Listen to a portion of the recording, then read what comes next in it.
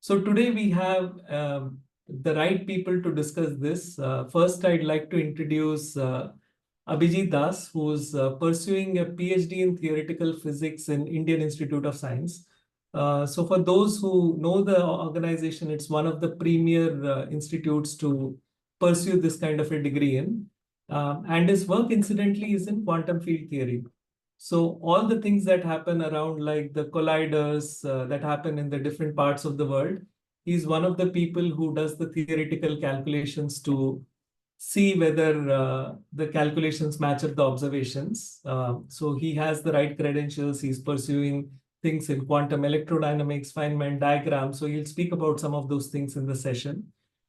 He also has been in Art of Living for the last 7 years and is a happiness course teacher. So he's also credentialed on the spiritual side. And fun fact about him, he also likes to sing. He likes to pursue dancing. So he has a lot of interests outside in life too. So welcome to this session, Abhijit. We'll all look forward to hear from you. Yeah, thank you so much, Ariji. And, So I'll also introduce Prabhakar and then we can start the session. Yeah. So Prabhakar Dr. Rao, all of us know Dr. Rao very well, but still I'll take a few minutes to introduce him. There is a lot to say about him, so I will pick a few things to say. The first thing is he's a renowned landscape architect. He has done tons of very iconic work across the globe in India, like the Central Vista, the Sardar Patel statue, even abroad, like in places like Dubai, Bhutan. He has done a lot of different projects. He's the chairman of SSIAST, the Agricultural Trust. He's a renowned seed keeper. He's been featured on many channels, like on CNN. He has done TEDx talks. He has appeared in Oh My God, Ye Hai India. So he has a lot of different credentials to his name, and he continues to pursue things in so many different fields. So what I feel personally, I feel he's also a mentor to a lot of us, like in Mandala Vaatika, on the natural farming, he mentors tons of people. So the interesting thing about Prabhakarji that I find is he's one of the most diverse human beings I've met in my life.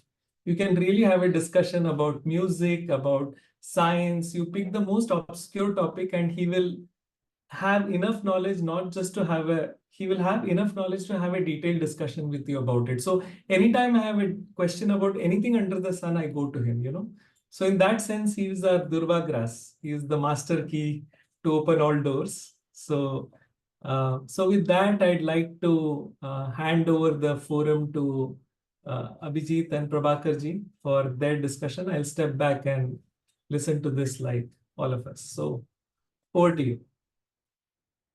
Thank you so much, Hari, and welcome, Abhijit, to this lovely session that I am very excited and looking forward to.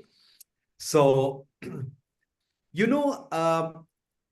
again, just like Hari, let me just give a little context to where we are coming from in this. And what I would like to straight away say is that I would like... one second, let me just see why this is. Just give me one moment. Let me just. Yeah, that looks much better. Yeah. So, in Mandala Vaatika, and especially people who have, explored Nasadiya Sukta with me, we have understood that the ultimate fabric of everything, the background from which everything comes, is that nothing, shunya. Yeah? And in Nasadiya Sukta, we talk about in this shunya, in this utter stillness, in the gahanam gabhiram, in the deep abyss of waters.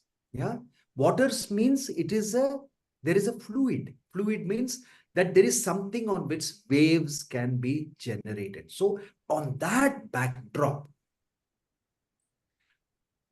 something happens, a spandana happens. By its own volition, a spandana happens, which means in scientific terms, a wave is created. So the wave obviously bounces and then, it collides with itself, giving rise to new waves and so on and so forth. Yeah. And that is how ultimately tattvas are formed. And these tattvas are still waves, and they are waves caused by interaction of primordial waves. And at some point, these waves give the illusion of reality.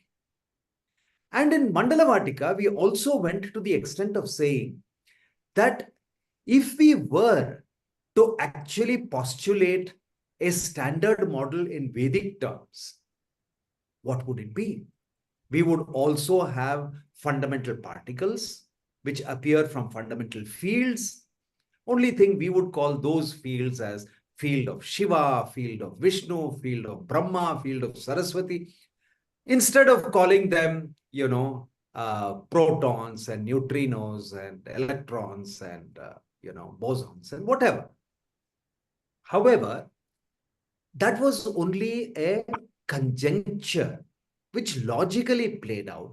But I had not really come across somewhere where mathematically I could show a pointer to the tattvas.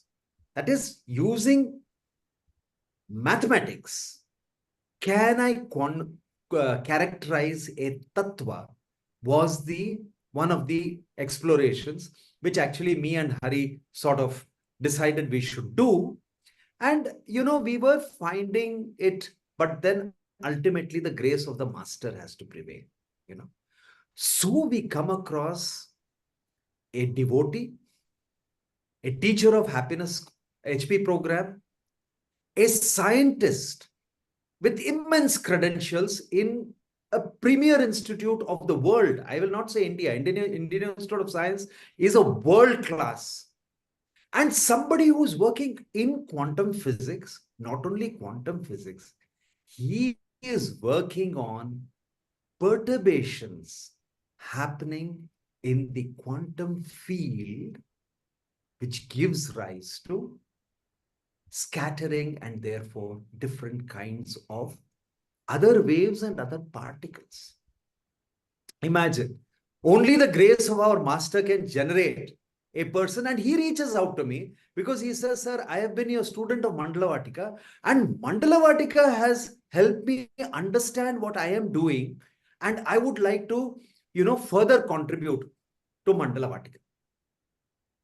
And I set up a meeting with him, and when I saw what he's doing and his understanding of cutting edge quantum physics with our knowledge of how we view tattvas in Mandala Vaatika and our Vedic culture, I said, let's do a podcast.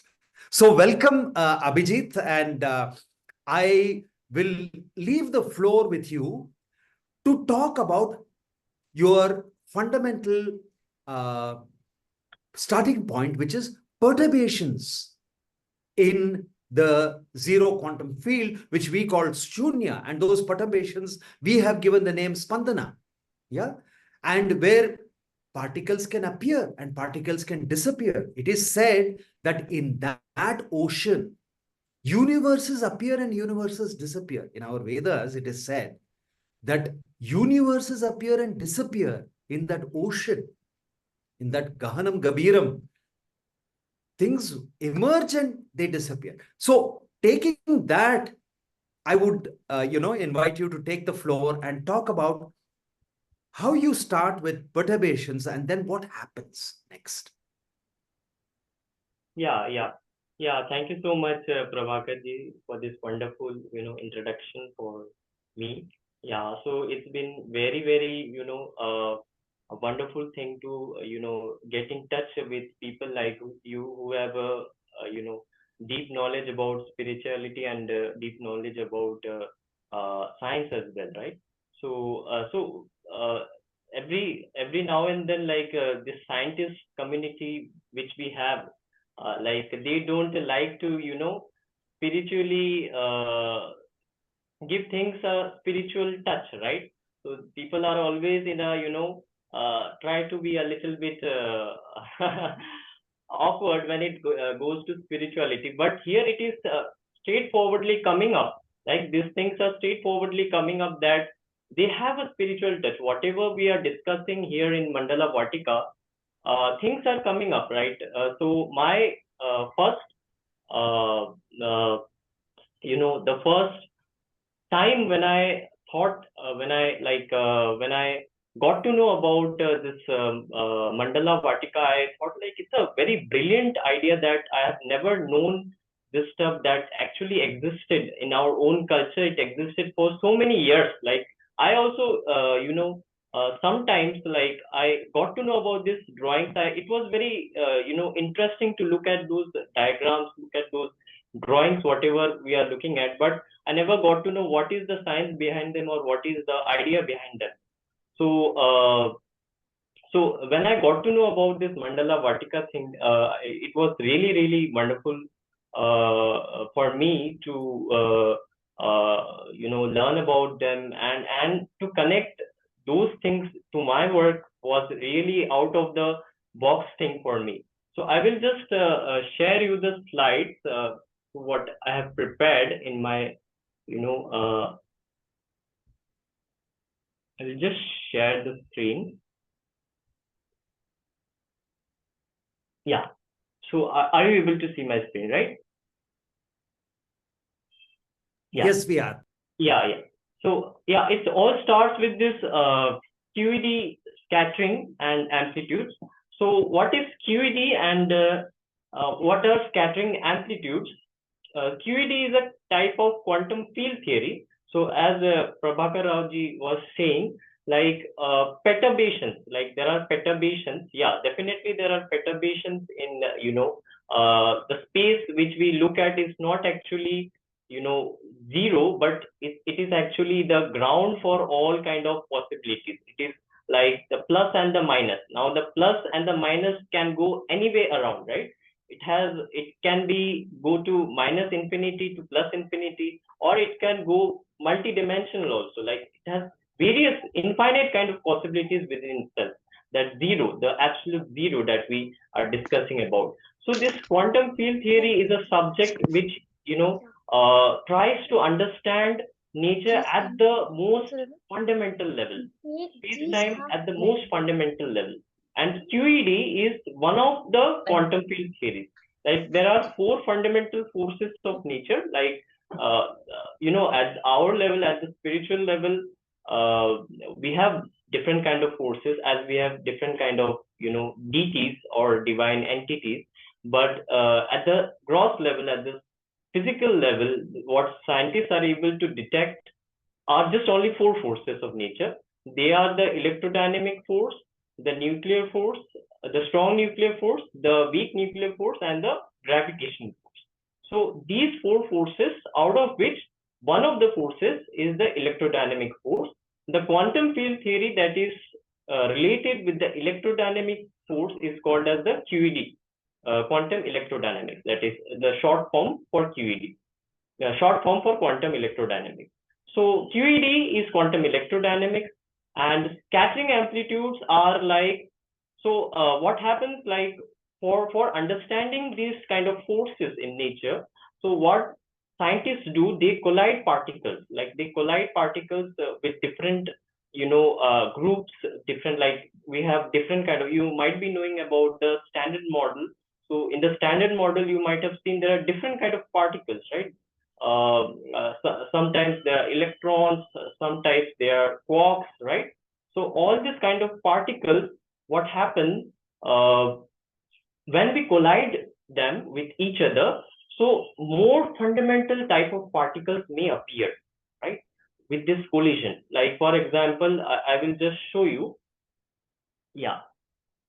So here it's a scattering that is happening with a proton and a electron. So what is happening here? A proton is scattering with an electron. So proton is actually made up of quarks, if you might be knowing about it. So quarks are even more fundamental than the proton. And what happens when they scatter, like different kind of particles emerge. So this is the sigma proton or sigma quark. So there are many other kind of particles that might be created due to this collision. It is not just a classical scattering. So what happens in a classical scattering, you might be seeing like two balls are coming, they are colliding with each other, and they are just, you know, going apart, right? But here in quantum scattering, what happens, new type of particles may be created, right? So and also the number of particles is not conserved. In quantum mechanics is the number of particles in the initial state and the number of particles in the final state is conserved. But here in quantum field theory, so quantum field theory is kind of an advanced version of quantum mechanics, where the number of particles is not conserved, right? You might be knowing about the energy mass correlation, right? E equals to mc squared. So if you have a very high energy of initial state, like the initial state of particles are in a very high energy, so it might create new kind of particles, and the final state may be consisting of different kind of particles. So these are the final state particles. You can see it is represented by this straight line, this curly line, these three straight lines, and the curly line. So we have a different kind of particles that are getting created because of this scattering here, right? So what is happening here, like due to you know, high energy, you are able to you know, create these kind of particles, and you are able to understand what is exactly happening, right? So what are the existing forces in nature? For example, electrodynamics is one of the forces. It is existing, it is having a field. The electromagnetic field is existing here in space, and it is creating some interaction due to because it is existing here in this space. Because of that, I will just get on to you first. I will just finish this, and I will get on to the question. Yeah. So because of this, what happens, like it creates an impact with the particles, the quarks that are present inside the proton. They interact with the electron in a unique way, right? The electromagnetic field is present. That's why they interact with the quark, and the quarks interact with the electron in a unique way and produce different kind of results, unique kind of results, right? So because of the presence of the electromagnetic field, we are getting a particular kind of result here in the scattering. So that's what happens in a scattering experiment in the Large Hadron Collider. You might be knowing about the Large Hadron Collider. So in the Large Hadron Collider, we have particles colliding. So it's like a 27-kilometer circumference collider. What happens there? Like you just accelerate the particles to such high energies that is only possible if you have such big, you know, such big length circumference, like such huge length circumference. So you accelerate them in such a way, and you collide them, and you create this kind of you know, environment. So you can find out the final state of the particles. So these are the final state particles here. So what we do afterwards, we measure the momentum, the energy, and the direction, the angles of all these particles that are created after this collision, and that the final result that you get is the scattering amplitude, which is observable, right? So there are many things, like there are many quantities or entities in the you know, theoretical physics that cannot be actually measurable, right? So scattering amplitude is actually one entity that is actually measurable about this you know, this field, this electromagnetic field what we have. That is the thing that is measurable about the field. So how you can know the properties of the field is using the scattering amplitude and using these particles that are actually existing, right? So what happens, like a large number of particles are created, and what is the perturbative quantum field theory? So this is like just a single step, like a single way that they have interacted, right? What I'm showing you in this diagram, like this is just one of the ways they have actually, interacted. But apart from this, there are many other ways that they can interact. Like this is just the one order of way that they have interacted. Like I will show you in the next slide here. Yeah. So you can see here these diagrams, they are called as Feynman diagrams. So here you can see there are first order scattering. There are first order diagrams. So here you can this diagram is little bit small. I'll just zoom in into it. Yeah. Abhijit, let me just take 1 minute of your time. Yeah. And let me we will just stop sharing now. Yeah. Because I need to, put a little context to what you have said and what you have articulated very beautifully. But I think let us just try to give it to our Mandala Vaatika people in a language they will understand. So, इधर क्या हो रहा है? What is happening in this extraordinary work that Abhijit does is, when we have these large hadron colliders, large colliders, the hadron is one of them. So that could be in Fermi labs or it could be in CERN in Switzerland. Very large, high energy where particles are accelerated to nearly the speed of light. And then they are smashed together.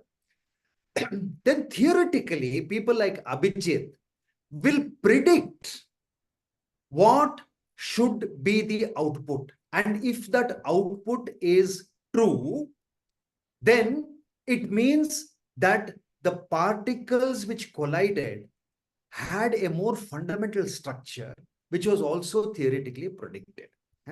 So take, for example,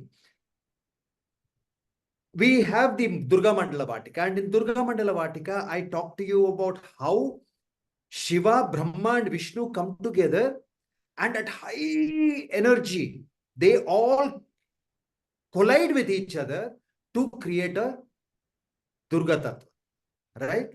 So imagine, in the collider, this is what's happening. Agar we don't know the characteristics of Shiva, Brahma, and Vishnu. Suppose we want to understand Shiva, Brahma, and Vishnu Tattva, we can create an experiment where we will assign certain characteristics to the frequencies of Shiva, Brahma, and Vishnu. And after the collision happens, we will say, if after that a Durga Tattva appears, that means the fundamental tattvas of Shiva, Brahma, and Vishnu can be characterized with these parameters. है ना? तो एक prediction बना के उसको एक experiment में you prove it. Of course, they use very high degree of reliability, sigma 6 and all that they do. So what they do is that हमारी Durga Devi or even Muruga, for example, 6 tattvas had to come together to create Muruga. This is what our Puran says. But if the scientist had to research this, he will create some characteristics for the 6 tattvas, collide them, and see if the characteristic of Muruga appears somewhere in the aftermath of the collision. When they find that Muruga actually appeared after this collision, they can then do some characterization of the 6 tattvas which went into Muruga. So science actually, modern science works backward. In our Vedic knowledge, we tell what is happening because we know what is going to happen. But science has to work backwards. Because in the Puran, in the Vedas, what we are doing, we understand that the fundamental is Shunya. Modern science is trying to get there. So this is what he has explained. Typically, what he has explained up to now, we can understand as Mandala Vaatika students like this. Yeah. Now I leave it back with Abhijit to continue. Please go ahead. Yeah. I will just share the screen. Yeah. So as Prabhakar ji said, it is very much true. Like what we are trying to understand, like using the tattva knowledge. So the in our way, like we don't go with the mathematical things, right? We only try to stick with the more inner things. It's like when you go to mathematics, it becomes very limited. Like you can't actually express everything using words or using equations, right? It is not always easy to do that. So what these modern scientists are, yeah, they try very hard to do it is like try to express everything in terms of equations, in terms of mathematics, right? It becomes difficult. Like yeah. So what I was saying is the perturbative quantum field theory. So what happens, like there are orders where how things can interact with each other. Like yeah. This diagram here is like the first order interaction. What happens at the quantum level? This is the first order interaction. Then there comes the second order interaction. Like this is the second order interaction, and then there comes the third order interaction. So I'm sorry. So yeah, I think I missed the third order diagram. Yeah, that is the third order diagram. Yeah. So you can see there are different orders onto which, like at the physical level, there are different orders onto which the particles can interact. So the diagram that I was showing you earlier, like here, yeah. So this is just one of the orders in which the particles have interacted. Now there are several infinite types of orders, like where the particle can interact, and all their contributions actually sum up to give the final scattering amplitude, right? So this is the perturbative quantum field theory.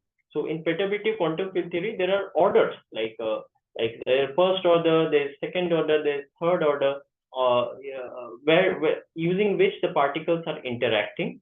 And for what we do, we just try to find out the contributions of each order.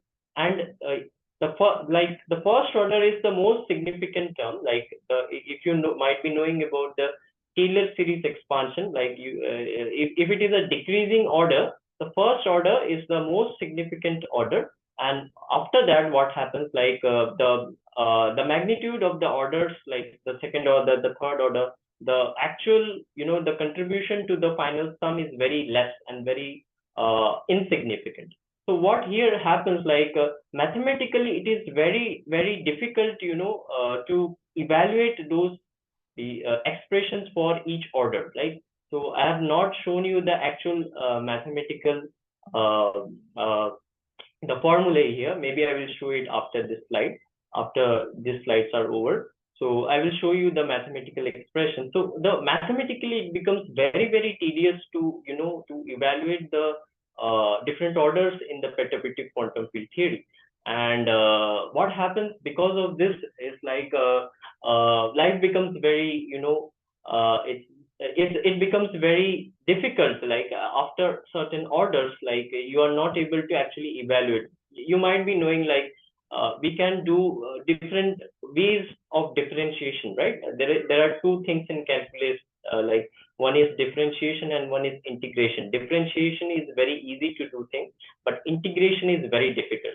So there is a, like, known ways to evaluate the differentials, but there are no known ways to actually evaluate the integrals. So it's like right from the time it started, like 500 years ago, when Newton discovered it, like the integrals. So it's still now a problem, right? The differential equations, the integrals, all that is a very hot topic of research, and it becomes very difficult to evaluate this scattering amplitudes at higher orders to get the more precisions, right? Or to get, to understand the different kind of fields, that are existing in the space.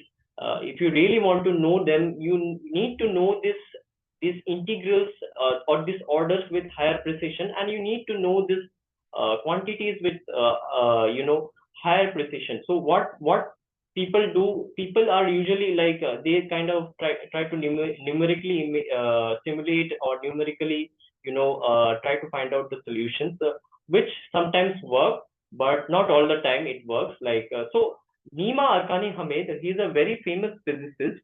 I will just show you. Yeah.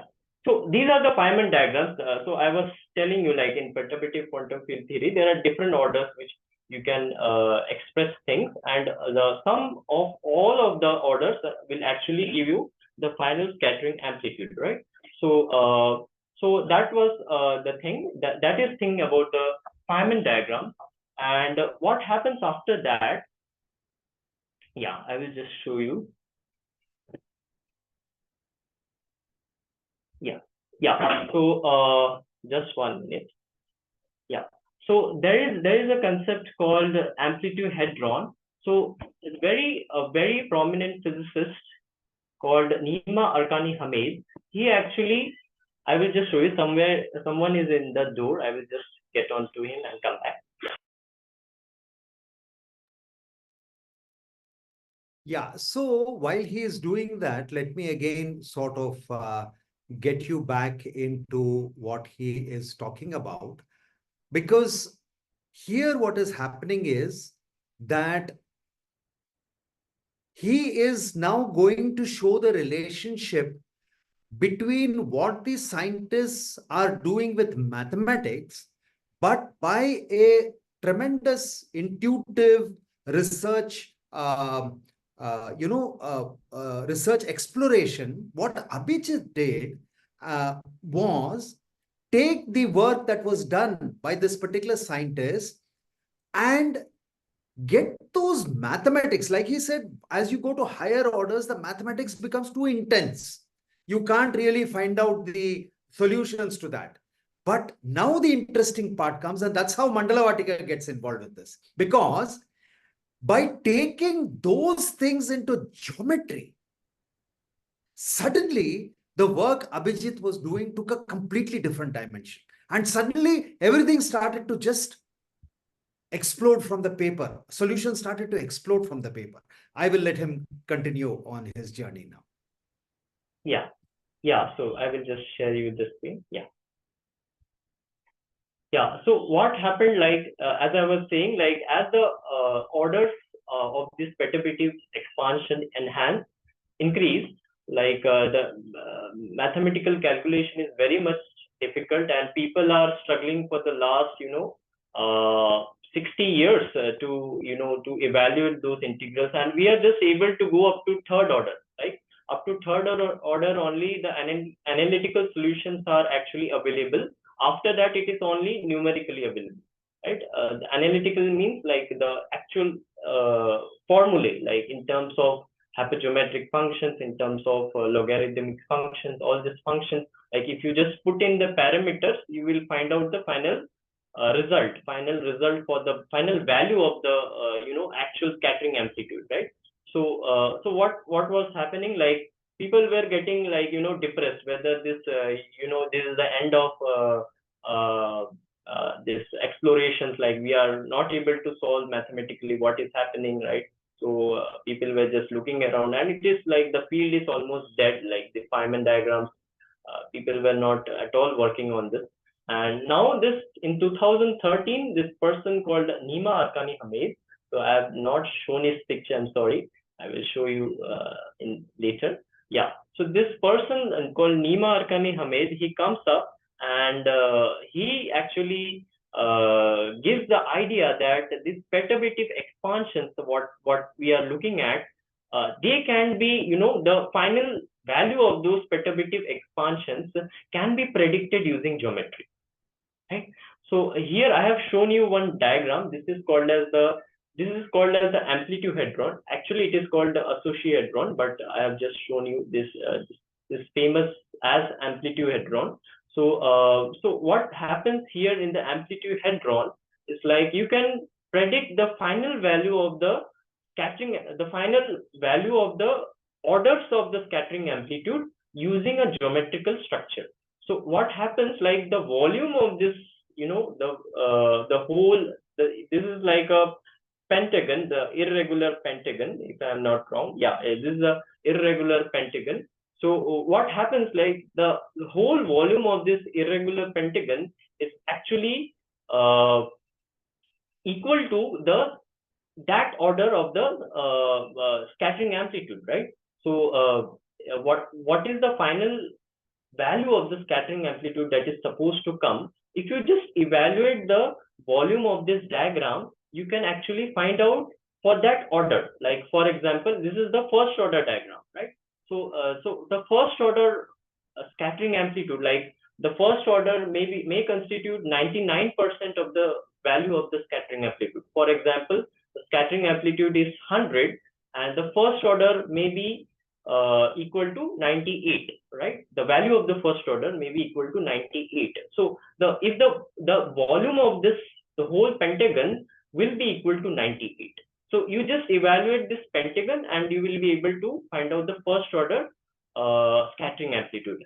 So what happens because of this geometry? Now what he said, like there is a particular pattern in which this geometry is coming. Like you can actually predict the higher orders also using this geometry. So he predicted some geometrical structures. Like this is just one of the diagrams that I'm showing. So there are geometrical structures in higher orders also. Like this is just a 2D figure. There are geometrical figures in higher order also, which we can't actually see, right? We can only see 2D and 3D. So at higher orders, there are polytope structures that can be generated using his mechanism. So he just predicted the mechanism, and he said, like using this mechanism, using this geometrical structure, you can actually predict the higher order perturbative scattering amplitudes, right? So what happens because of that, earlier we had no idea how to evaluate those very difficult integrals, right? So those integrals were very difficult to evaluate. At you might be knowing, like if you just add on different kind of functions to the integrands inside the integrals, life becomes very, very complicated and we are not able to evaluate. So what happens because of his work, like we will be able to find out those higher order perturbative expansions, right? Perturbative terms in the expansion, right? So what we do right now, like we just put in inside the computer now, since we have computers, so we just up to what order? Definitely we can't make it up to infinite order. So what we will do, we will take 10,000 orders. We'll just put it inside the computer that like we want to evaluate this scattering amplitude for 10,000 orders. Now, since we have a mechanism, we have a geometrical, model, so we will just put in inside the computer, and we will now evaluate the scattering amplitude up to very, very, unbelievable accuracy, right? Yeah. So that is the power of the work that he has done, right? Nima Arkani Hamid, and he also got the Fundamental Physics Prize award because of that. And what is the inference of this work is like what is happening, this geometry that he actually predicted, it states that the locality and the unitarity, which are the fundamentals of quantum mechanics. Unitarity is like the sum of all probabilities is equal to 1, right? So what is happening because of this geometry, you don't need the earlier Lagrangian theory. Like you might be knowing about classical mechanics, all that Newtonian mechanics, Lagrangian and all. They are all there, and it adds up with quantum mechanics and it gives rise to quantum field theory. So what happens because of this? His geometry is a standalone theory that predicts the scattering amplitude without using the old Lagrangian quantum field theory. So what he is stating, that the geometry is a fundamental, the fundamental thing that is already existing in nature. We were just not aware about it. It was already existing in nature, and because of this geometry, the unitarity and the locality are there, and you can find out the scattering amplitude. So that was his wonderful, brilliant work that he has done in his, I think he did it in 2013. He was already an accomplished physicist, and yeah. So what we can see here, like there are 5 triangles. You can also see there are 5 small triangles inside this irregular pentagon. There are 5 small triangles. So these 5 small triangles are actually representing 5 Feynman diagrams as well, right? So I was talking about Feynman diagrams here. If you remember, I was talking about Feynman diagrams. So there are, like, at first order, there might be, 5 Feynman diagrams that actually contribute to the first order scattering amplitude. So at first order, like, there are five Feynman diagram it's a particular kind of process that we are talking about. So at first order, there are 5 Feynman diagrams that are actually contributing to the scattering amplitude. And these 5 triangles, what he has done a mathematical mapping. So there is way lot of mathematics that is behind it. I'm just not showing you in this simple slide. So what he has done a mapping where he maps those Feynman diagrams to these triangles, small triangles that you can see here, right? So, and what is the most interesting fact about this small triangles is, like, they have a common side in between them. Like you can see, there are common sides in between all these triangles. That's why it is making something, some regular, or something that is more some relatable structure that it is able to make because of this common sides approach. So what I did in my work, like, I use this idea of common sides. Like, I will talk about the mandala thing. Yeah. So what I did in my work, I used this idea of common sides that popped up from his paper, and I also mapped the Feynman diagrams here. Yeah, so these are 7 Feynman diagrams that actually contribute to a one loop scattering process. So it's a 1 to 2 scattering process, like one particle. So the quantum field theory is a field of all possibilities, right?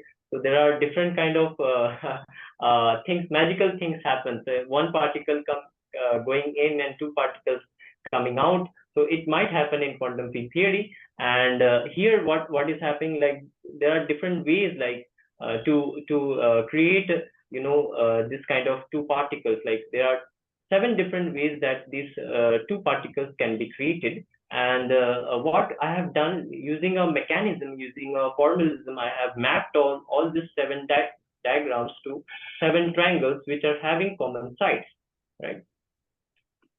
I will just show you. Yeah. So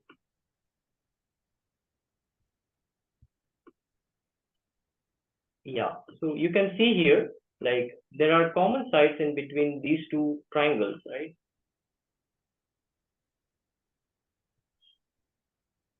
Yeah, so there are common sides in between these 2 triangles, right?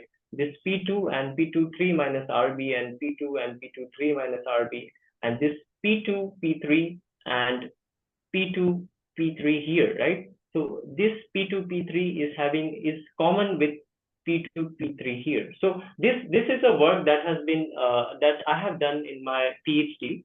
So here, what I have shown, like, you can map this Feynman diagrams to these triangles which are having common sides. So I think it is first of its kind work that I have done for quantum electrodynamics. So it has been published in the European Physical Journal, and it is motivated by the idea of common sides.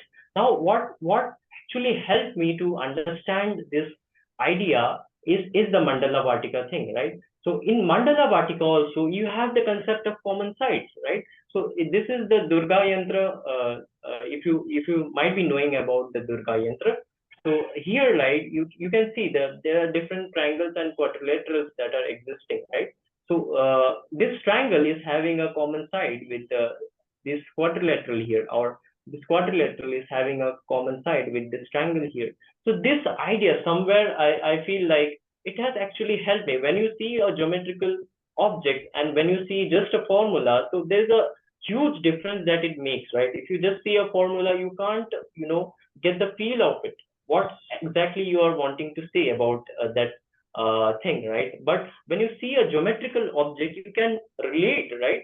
For example, if you are just giving up Pythagoras theorem, right? Or a squared plus b squared equals to c squared. It's okay, what's so great about it? But if you give a proof of it, right? How is it exactly coming? You might be knowing the proof of Pythagoras theorem, right? There is a square inside a square, right? So that gives a lot of motivation about what exactly is going on. So when I saw this yantras and all, some ideas actually popped up. I was doing this research on this geometrical structures, and simultaneously I got to know about the Mandala Vaatika course, and I immediately registered for it, right?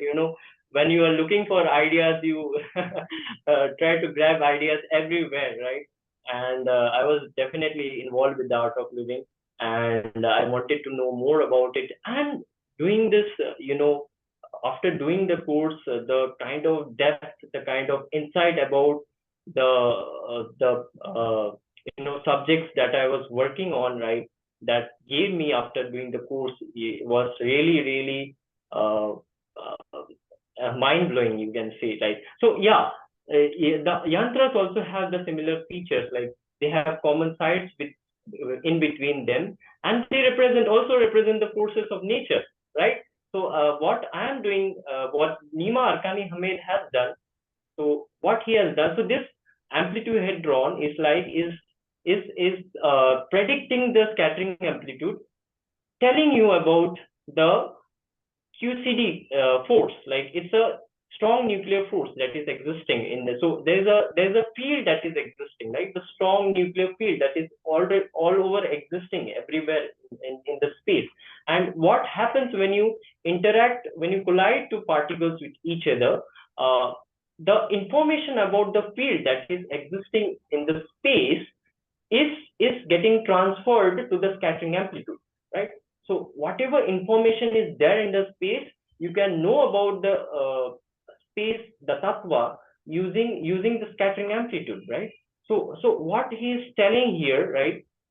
What we are telling here is like the idea that the forces of nature, the different kind of fields, whatever what forces, what are all forces that are existing, what are all tattvas that are existing, we don't know. But how you can know them? Using the geometry, using these tattvas that are existing, right? For example, the strong nuclear field, what Nima Arkani has done, he has depicted, he has described the strong nuclear force using a geometrical structure, right?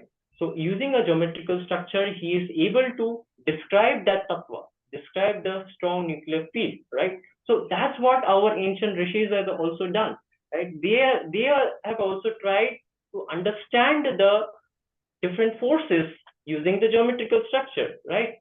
So the thing which was unsolved for 60 years, it was unsolved. This how to exactly understand the different forces of nature, understand actually find the final expression for scattering amplitude was unknown, was missing, right? But now in this 2013, this person who comes up with a brand new idea that you can express the whole scattering amplitude, express the different forces of nature, express the different fields of nature using a geometry is like very, very fascinating idea, right? And that's what our rishis have also said, like the different tattvas, different forces that actually manifest, that actually exist in the space around you, that you can't see, but you can draw the diagrams here. You just draw these diagrams in your home, and you can manifest them in your life using different methods, like yeah. So I will just show you one more thing about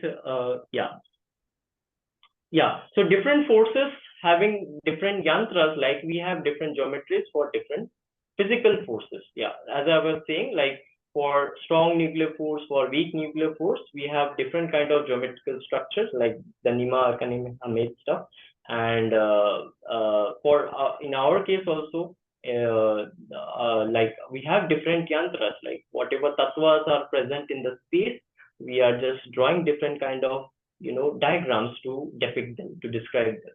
Yeah. So I will just move on to a different slide. so this is the final geometry that I have got. So if you just add up all these diagrams here, and you will get a final geometrical structure. So as I was saying, like they all have common sides. So there was no I will say there was no hint that they will have a common side earlier. So people just used to evaluate these diagrams and try to find out the scattering amplitude. Now I have mapped on this 7 diagrams to 7 triangles, and I can actually find out a final geometrical structure, right? So this is a kind of as a first attempt to find out the final geometry that could be existing. And yeah, so you can see here it kind of looks like a yantra only. Yeah, so I have published it in my paper. I will just show you after these slides are over. Yeah, and this is the mathematical equation behind it. I would just like to show. I have not shown you any mathematical equation. So this is the mathematical matrix equation that is actually help me to get there, right? So I will also share the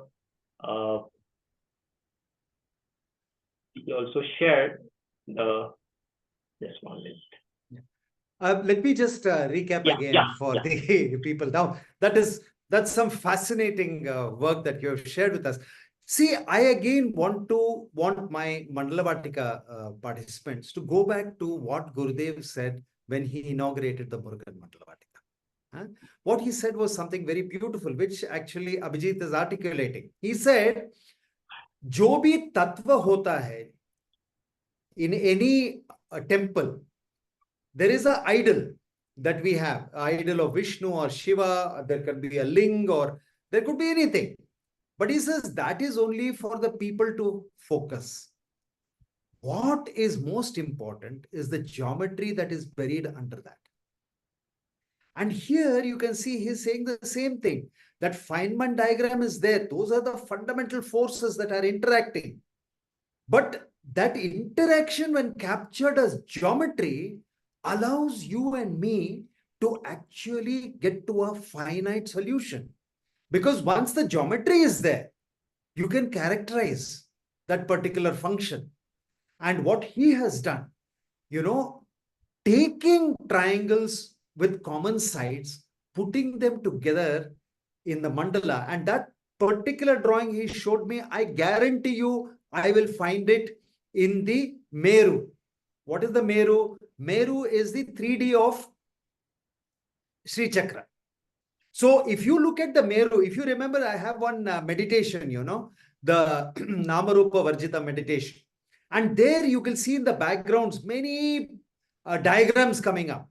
I can guarantee you that particular diagram is there.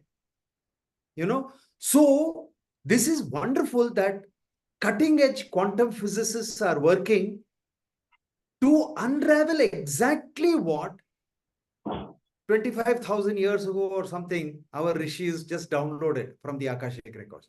They never tried to characterize the tattva. They just took the geometry and they invoked the tattva. The tattva came and did magic in their life. They are not bothered about characterizing, they just wanted the tattva. So why bother about characterizing? But science wants to characterize, like he said, and they struggle. They struggle because 2 dimensions, there is some result. 3 dimensions, there will be more results. So now that Abhijit has given this clue, how these common sides can be actually put together, not only to give 2-dimensional yantras, but 2-dimensional mandalas, but 3-dimensional, 4-dimension, 5th dimension. You can go to infinite number of dimensions because we know it's a fractal, right? Eventually it is a fractal. So you can go upwards or you can go downwards. Yeah. But the patterns will keep repeating. So he is almost very close, I would say, to actually using quantum physics, what our rishis had done a long time ago, getting the geometry of the tattva. So this is fascinating, cutting edge work. I mean, I believe he must be one of the pioneers. Of course, he gives a lot of credit to his mentor and idol, his hero, Professor Nima. But there is a lot which Abhijit has done, and it is very gracious of him to give credit to the Gurudev, what Gurudev has given us in terms of Mandala Vaatika through Guru Tattva. And so, you can see Mandala Vaatika is not just something that is happening in the field of art of living or quest for spirituality. Mandala Vaatika is playing active role in cutting edge quantum dynamics and quantum electrodynamics research that is happening in the Indian Institute of Science. So, and Abhijit and me were sharing, that this must be happening because our Puja Gurudev is a physicist. He did physics honors. And many few people may know that he and me were classmates. I did botany honors, he did physics honors. But otherwise, all the other subjects we studied together. Yeah. So this is fascinating because, and Abhijit, you want to say when he came to IISc and spoke, how he spoke like a physicist? Yes. So he talked about this. The whole video is there in YouTube. You can just type Gurudev at ISC. So he talked about like how people are, there's always politics happening around, right? There's certain group of people who don't want, all the spirituality and all this to come up in science, right? So there's always a opposition that we face in, scientific community, that you don't involve any use of any spiritual thing here in scientific. So people are, they are different kinds of people. There are, atheist people and all these things. There's all the so all those things were happening inside ISC at that time when Gurudev came, right? And he talked about like how we should have an unbiased mind, right? So people have a prejudgmental about these things. They have an idea, age-old idea that okay, spiritual things are there. They must be of this way of all those ritualistic things and all. So people have an idea that it's just satsang and it's just right. So people kind of deem spirituality in that sense, like they don't know what actual spirituality is. And I think Mandala Vartika is a way to to show them like how actual spirituality manifests in your life, right? So and I think this platform is very important. Like it's like you can actually practice them in your life, in your day-to-day daily life. Like when you are practicing it is actually making some changes in your daily lifestyle, right? So yeah. Wonderful. Wonderful. Thank you so much, Abhijit. Always on the dot, we will finish exactly 1 hour. And I really thank Abhijit. He has got so much more. So maybe we will have another podcast, where we go a little more deeper into other things. We wanted to explore gravity, and Abhijit revealed to me that the Sanskrit word for gravity is actually Gurutwakarshan. Yeah, Yes. it is the guru, the twa is you, and the one that the you that outshines. Here outshines is one that is most fundamental. Yeah, the most powerful, most fundamental is the guru, and the guru is given the name of for gravity in and maybe we will explore that, because that's another beautiful field. So I'm sure this is all asking for another podcast to happen, but I thank Abhijit for his cutting edge research which he has shared with us, and I hope all this inspires the Mandala Vaatika students to understand Mandala Vaatika is not just something that Gurudev is offering for a few people who are interested, maybe having a little bit intellectual, scientific mind and things like that. No, Gurudev is making sure Mandala Vaatika is manifesting in the Indian Institute of Science. So, so let us be. And just to share, Abhijit is one of the most sought after scientists today because his talent will go to creating supercomputers. I mean, that is where, and I think all over the world, people are trying to grab him to their institute. Japan is trying, US is trying. So all people want to grab his brains, you know. So imagine, I mean, you have got a art of living happiness teacher who will be driving the future of computing for the world in terms of quantum computing, where you deal with qubits, not bytes and things like that. So thank you again, Abhijit, for this wonderful, wonderful podcast. And we look forward to seeing you again very soon with another dive into the exploration of your QED. Thank you once again. Jai Gurudev. Jai Guru.